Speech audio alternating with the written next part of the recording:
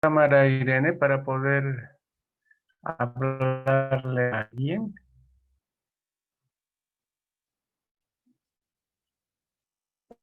Ya está encendido, doctor.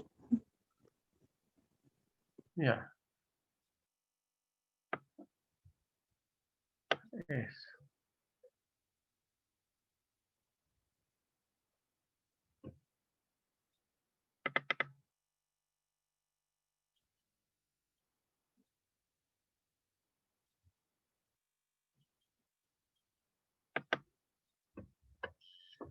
Bueno, vamos a hacer un resumen de lo que hemos hablado ayer, de los criterios. Es importante que vean la diferencia en los diferentes criterios, porque es importante ver cómo va cambiando en el tiempo. ¿Ya? Fíjense, el eritema malar, la fotosensibilidad son lo mismo que el lupus cutáneo agudo. La única diferencia es de que se detalla más, se detalla más las características del lupus, lo que les había dicho, es lo mismo. Y el lupus discoide se, se lo cataloga como lupus cutáneo crónico y entran mucho más características del lupus cutáneo crónico. Entran muy detallado el túmidos, el lupus que se llama verrugoso, todas las formas cutáneas del lupus. Entonces, lo único que hacen los criterios del 2014 es agregar todas esas formas de lupus que no estaban detalladas el 82. Lo que sí entra y no estaba el 82 es esto, la alopecia no cicatrizal, ¿ya? Las úlceras orales entran y se detalla entran como úlceras en la lengua, se describe mejor como úlceras no dolorosas, se descartan las otras causas de úlcera, etcétera, etcétera. En la artritis también se detalla mejor la artritis, entra la rigidez matinal, en la artritis no erosiva, ahí está la artropatía de Jacobs, que característicamente es una artropatía donde hay deformación, pero cuando la persona, cuando la persona uh, uh, empieza a movilizar la mano, se reduce completamente. O sea, vuelve a tener la forma original. No como en la artritis reumatoide, se mantiene la deformación. La serositis, les había dicho, que describe mejor y además da características clínicas claras. ¿Sí? Los trastornos renales, en los trastornos renales entra la relación creatinina-proteinuria en muestra simple de orina. ¿Sí? Este es el resumen, como les digo, de todos los criterios. Y acá, por ejemplo, en el neurológico entra en forma muy detallada todas las formas de neuropatía. En el trastorno hematológico antes se describía anemia hemolítica con reticulocitosis, o sea, es una anemia regenerativa, y la leucopenia, linfopenia o trombocitopenia eran parte de un mismo criterio. La linfopenia era menos de 1500, pero acá es menos de 1000 linfocitos, y la trombocitopenia entra como menos de 100.000. Y cada uno se transforma en un criterio independiente. El ANA, el ANA se transforma en criterio independiente, el anti-DNA, el SM y el antifosfolípido se transforman en criterios independientes, fíjense. Y el complemento bajo se convierte también en criterio, cosa que no era el 82. Y el CUMS directo también se transforma en criterio independiente. El año 2019 se forman o se validan los criterios de clasificación entre el Colegio Americano de Reumatología y el ACR, el American College, el Colegio Americano de Reumatología. Lo que pasa es que el colegio, los del 2014 son dos grupos colaborativos o varios grupos colaborativos independientes, por ejemplo, no sé, para que tengan una idea, el grupo del Viedma, el grupo no sé, de la Caja Nacional y el grupo un grupo de Chile, otro grupo de, del Perú y otro grupo de Colombia, deciden hacer los criterios del 2014. Pero el 2019 es ya el grupo, el colegio, digamos, la sociedad científica de reumatología de Bolivia o el colegio de reumatólogos de reumatólogos de Cochabamba, el de La Paz o el Colegio Médico de Bolivia con el Colegio Médico de Chile y el Colegio Médico de la Argentina y el Colegio Médico de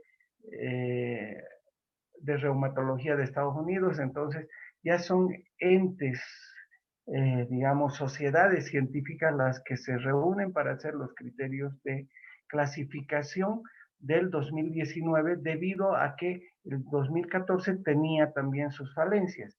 Y los criterios del 2019 son publicados en el Arthritis también, en la revista americana por excelencia de reumatología.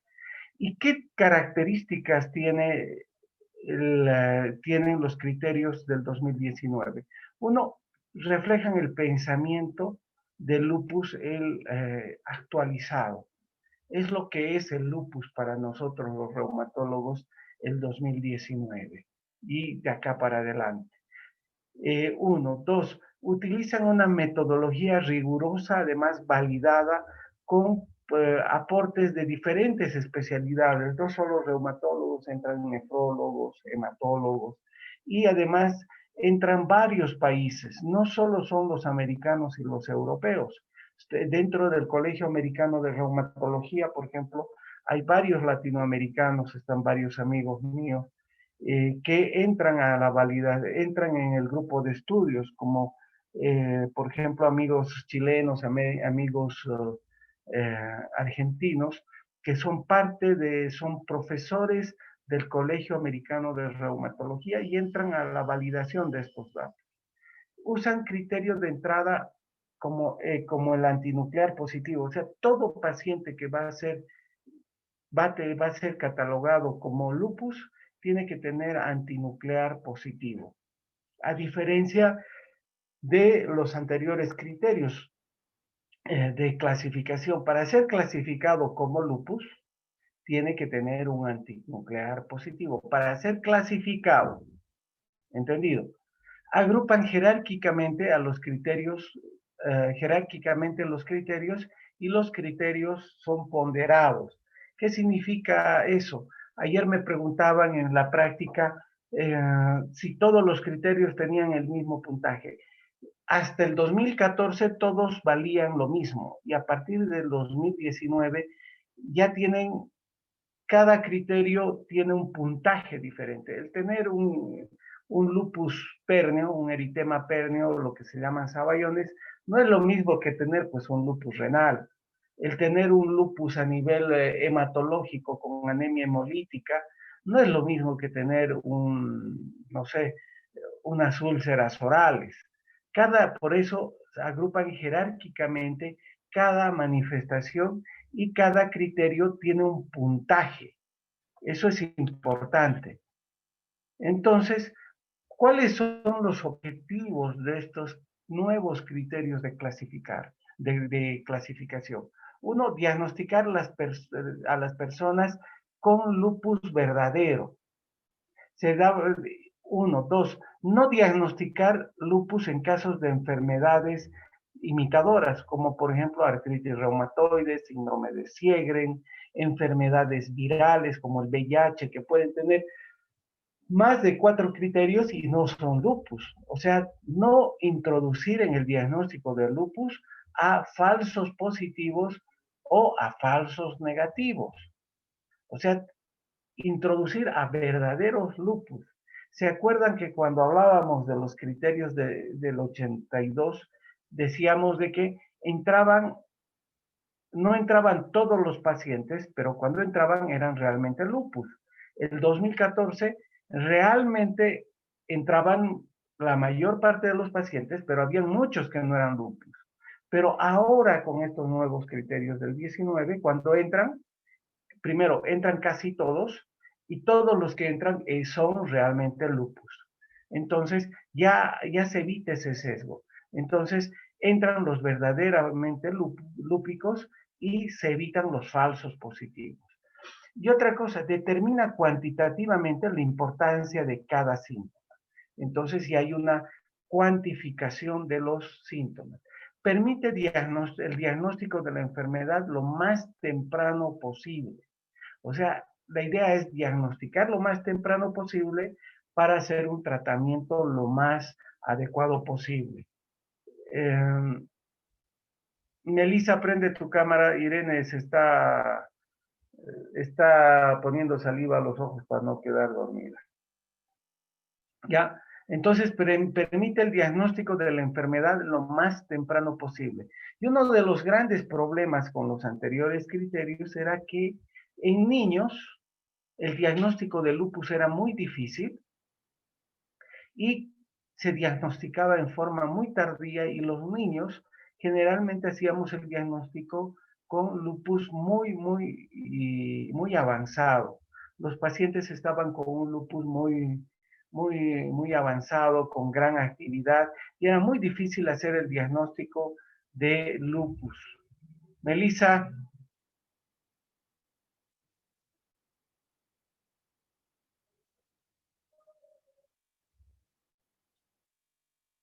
¿quién va a prender su cámara? Doctor, estoy yo con mi cámara encendida. Eso, habla, pues entonces. Eso, Melissa. Lo que pasa es que ya les he dicho, no me gusta hablarle a la computadora. Entonces, permite el diagnóstico de lupus en niños también, estos nuevos criterios. ¿Ya? ¿Hasta acá alguna pregunta?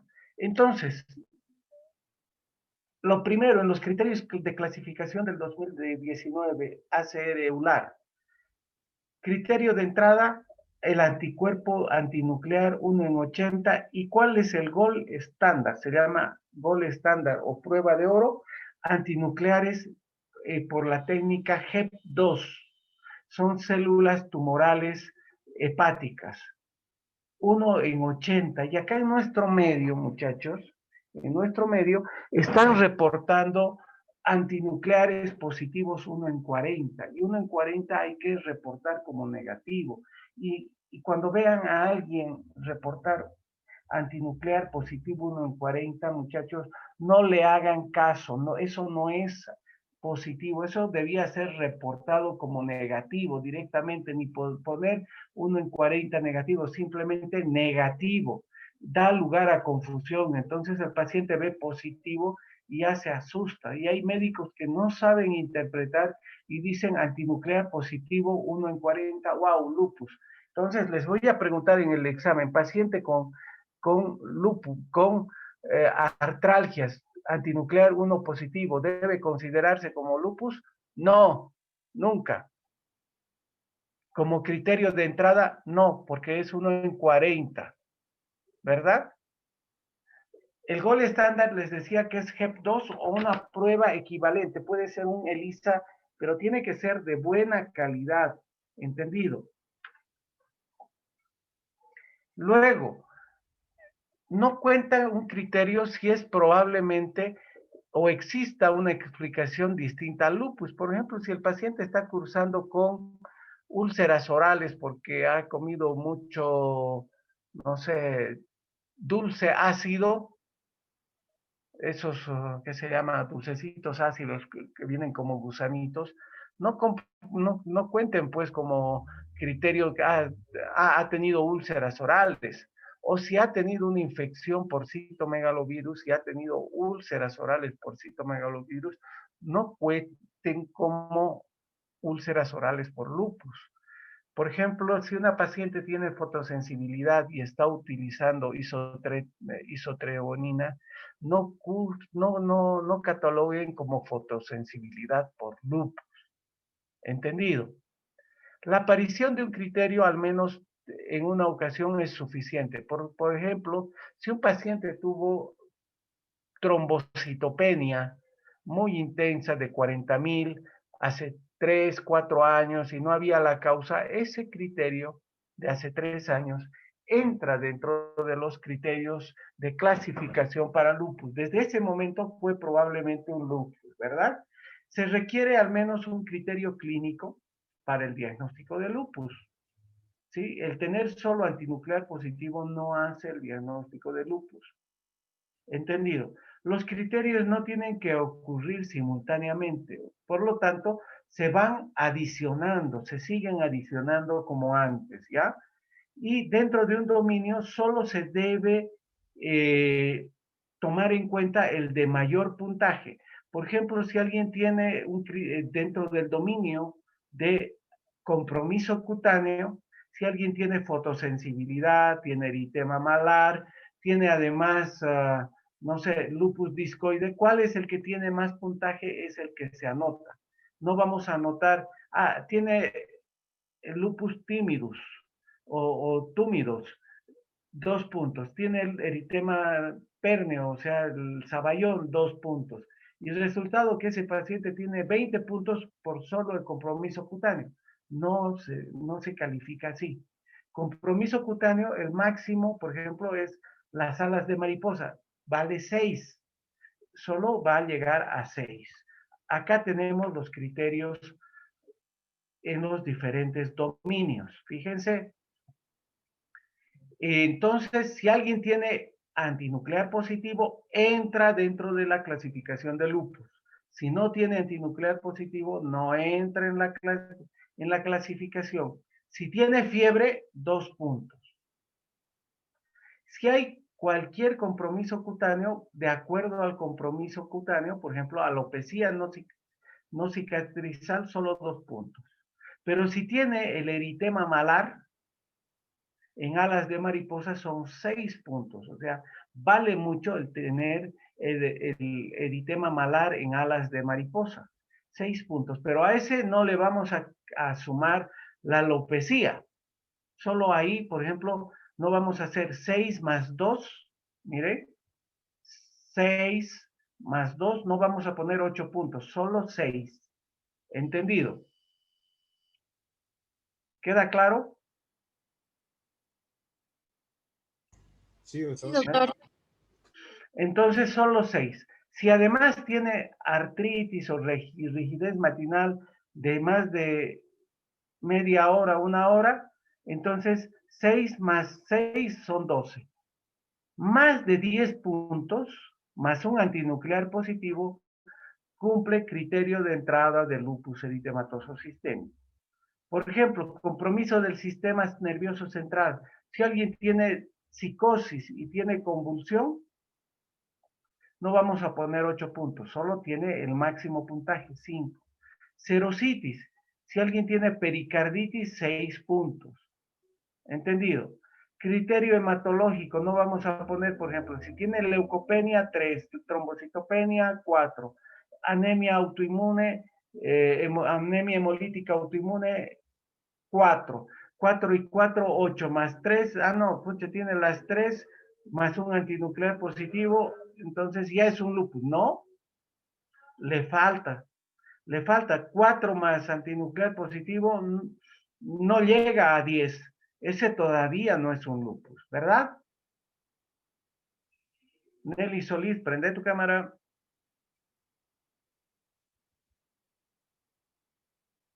Entonces se dan cuenta, estos son los criterios con los diferentes dominios y la validación que tienen actualmente. Esto ha sido publicado en el Lancet. ¿Ya? Parece que Nelly no se ha bañado hoy día todavía, así que por eso no No está prendiendo su cámara. No, Ah, no, sí. doctor. Eso, pero prendan pues, háblenme, muchachos. ¿Ya? Entonces, ¿les queda claro? Sí, En doctor. esta diapo, fíjense, estos son los criterios del 82 que han sido validados en 97. Estos son el del 2014, 12-14 les decía, y estos son los del 19. Estos son los, para que entiendan, se llama grupo de derivación y grupo de validación. Este es el grupo de derivación, o sea, el grupo de investigación, por si acaso. Es el grupo donde hemos estudiado. Por ejemplo, nosotros en Cochabamba hemos estudiado a nuestros pacientes con lupus. Ese es el grupo de derivación. Y el de validación han validado todos nuestros datos en Chile. Nuestros 100 pacientes hemos estudiado, nosotros los hemos sacado nuestras tablas, hemos hecho nuestras historias, hemos mandado el resumen a Chile y los expertos en lupus en Chile se han reunido, no solo de Chile, han ido de Colombia, han ido de la Argentina, de Chile, y se han reunido, y ese es el grupo de validación, por si acaso, para que entiendan la tabla. Si alguna vez vuelven a encontrarse este tipo de cosas, grupo de derivación, grupo de validación. Tienen que ya aprender desde chiquitos a entender estas cosas. Entonces, acá habla de sensibilidad y de especificidad, ya saben qué es. Con la sensibilidad captamos a la mayor parte posible de pacientes.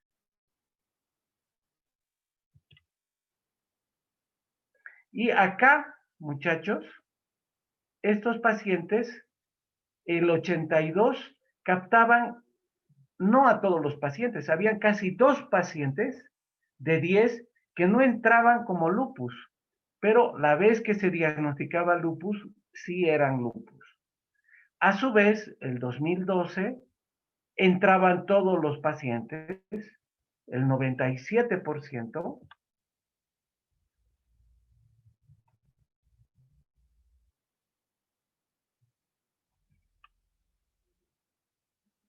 el 97%, fíjense, pero no todos los que entraban eran lupus. Habían muchos que no eran lupus. Es por eso que el 2019 se hacen los criterios diagnósticos del ACR eular. Y se fijan, el ACR eular,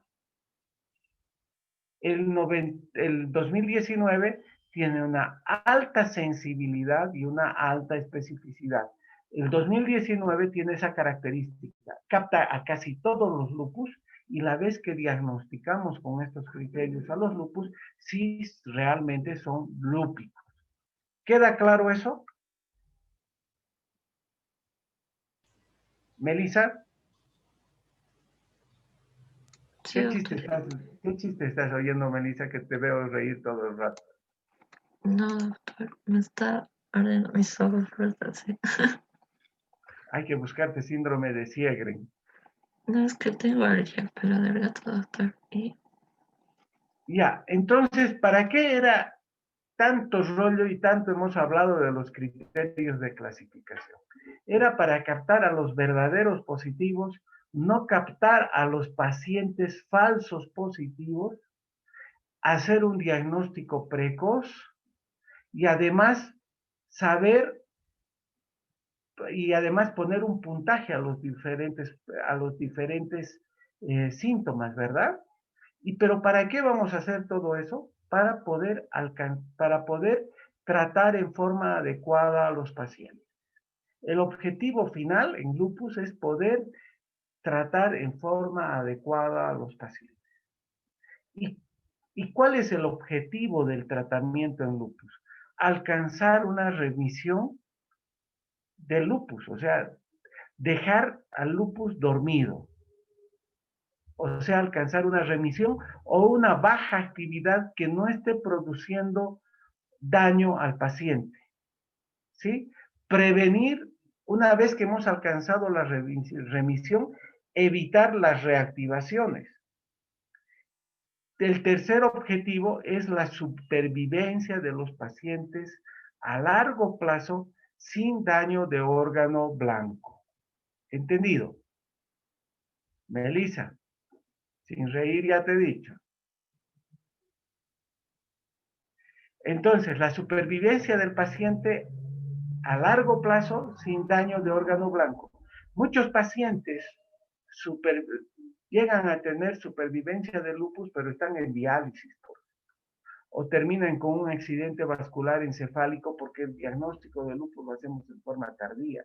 Y si uno va a diálisis, muchos de ellos no tienen diagnóstico y si uno les hace el interrogatorio, o son vasculitis o son lupus, ¿sí? Y otro de los objetivos del tratamiento es utilizar la menor cantidad posible de corticoides. ¿Pero para qué? La menor cantidad posible de corticoides. Para tener la menor cantidad posible de efectos colaterales de los corticoides. ¿Cómo vamos a lograr ese objetivo del tratamiento? Uno, siendo proporcionados con el tratamiento. Dos, haciendo un tratamiento integral. Y tres, haciendo un tratamiento interdisciplinario. ¿Qué significa ser proporcionado con el tratamiento en el lupus? O sea, a grandes males, grandes tratamientos. ¿Sí? Si uno tiene un lupus con compromiso, por ejemplo, cutáneo, no puede estar tratando con ciclofosfamida. Si uno tiene un compromiso de artritis, no va a tratar con ciclofosfamida. A su vez, si uno tiene una nefropatía lúpica tipo 4, donde el riñón está a punto de ser dañado y está a punto de morir, no podemos tratarlo solo con 5 miligramos de prednisona e hidroxicloroquina, ¿verdad? Entonces tenemos que ser muy proporcionados con el tratamiento. El tratamiento tiene que ser integral. ¿Qué significa que el tratamiento sea integral? A grandes males, grandes tratamientos. ¿Qué significa que sea integral? O sea, no podemos solo perseguir el compromiso renal. Por ejemplo, hay que ver también que el lupus puede estar afectando el cerebro, puede estar afectando la sangre, puede estar afectando otros órganos y otros sistemas. Es por eso que siempre, de preferencia, el lupus tiene que ser manejado por un reumatólogo por formación. ¿Por qué? Porque el reumatólogo está acostumbrado a ver a un paciente lúpico en forma integral. El reumatólogo en general es un médico internista que ve en forma global al paciente, ¿sí? Y debe ser el reumatólogo un internista, porque si no se va a dedicar a solo un órgano o no lo va a ver en forma global, no va a poder detectar en forma precoz al paciente que está dañándose. Cuando el reumatólogo no está formado en forma integral, no va a ver tampoco a su paciente en forma integral. Por eso siempre mi recomendación, no hagan subespecialidad en forma directa, especialmente en países como el nuestro. Tal vez eso sirve en países más desarrollados donde funcionan de diferente forma, pero en países como el nuestro, donde tenemos que ver al paciente en forma integral y uno tiene que resolverle muchos los problemas y tiene que detectar los problemas del paciente para saber derivar, tiene que primero hacer siempre medicina interna. Y tiene que ser un tratamiento interdisciplinario y en eso tienen que acostumbrarse. Uno no puede ser ¿qué se llama? El médico, primero todólogo y segundo, no puede trabajar solo, siempre tiene que conversar con los diferentes especialistas y tiene que ponerse de acuerdo para hacer un tratamiento interdisciplinario. No puede verlo el nefrólogo, el hematólogo, el cardiólogo, todos los ólogos y cada quien trabajar por su cuenta. Ahora, en relación al tratamiento, les había dicho que el blanco terapéutico, el blanco del lupus, el blanco inmunológico era la célula B. La falla más importante era la célula B o el linfocito B autorreactivo. Por lo tanto, el blanco terapéutico en lupus era también el linfocito B. ¿Y a qué nivel se iba a actuar? A nivel del receptor CD20 del linfocito B, se podía actuar también a nivel de la activación del complemento, por ejemplo, el eculizumab actúa a ese nivel, y el belimumab, que se llama Benlista, también actúa en la activación de la célula B. Vamos a hablar solo de terapia biológica o de terapia en las enfermedades reumatológicas en un tema aparte. Es solo es solo un avance que estamos hablando, ¿ya? Por ejemplo, ¿cómo actúan los anticuerpos monoclonales anti-CD20?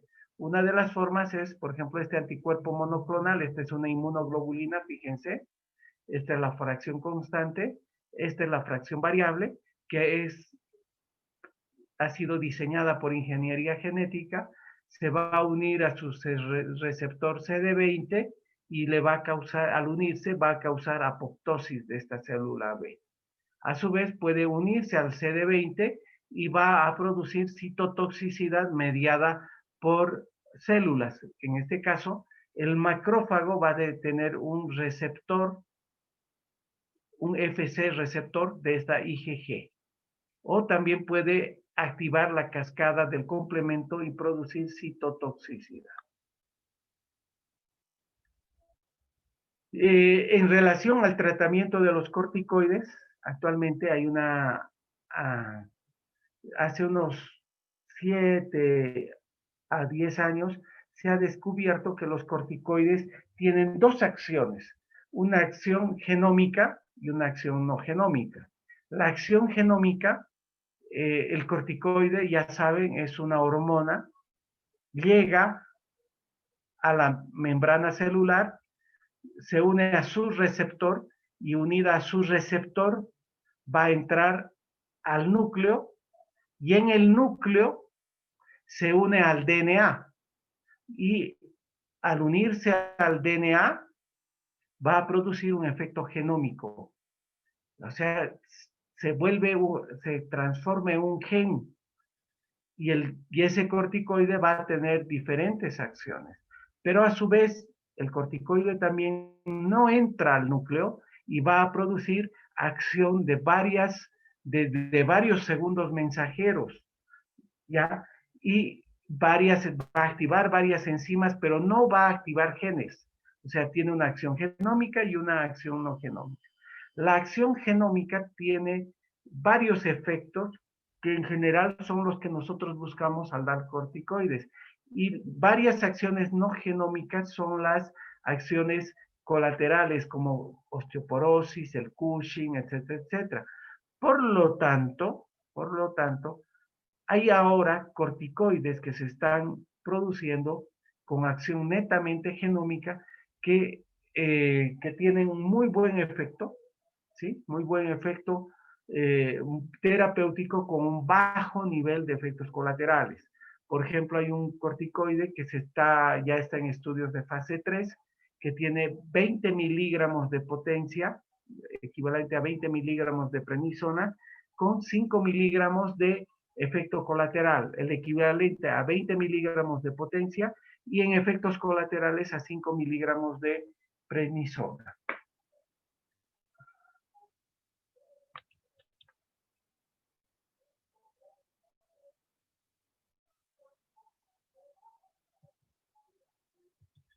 Vamos a seguir hablando sobre terapéutica.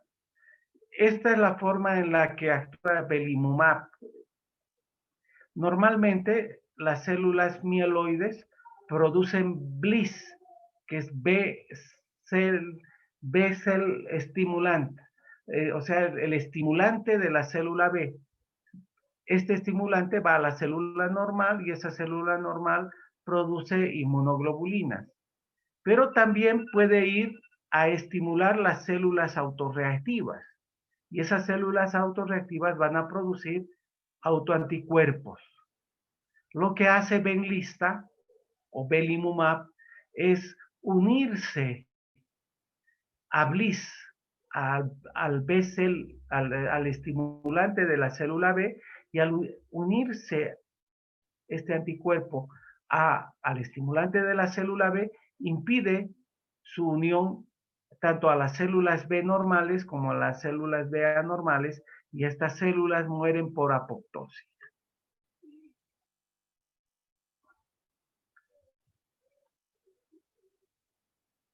Vamos a hablar al lunes, vamos a terminar, me falta una diapositiva en relación al tratamiento, ¿ya? Del lupus leve, moderado, grave, que no es el objetivo de ustedes el hablar de tratamiento. Básicamente, ¿qué cosa vamos a hablar en tratamiento? Hay lupus leve, moderado y grave. Siempre en lupus hay que dar hidroxicloroquina. Siempre hay que dar antimaláricos en toda fase de tratamiento. ¿Ya? En toda fase de tratamiento. Ese es el mensaje. En toda fase de tratamiento siempre hidroxicloroquina. ¿Ya? Ya es hora, muchachos, vamos a hablar el día lunes vamos a terminar lupus y vamos a empezar síndrome antifosfolípido, y vamos a hablar también vamos a hablar de antifosfolípido. El lunes hablamos de antifosfolípido. Lupus es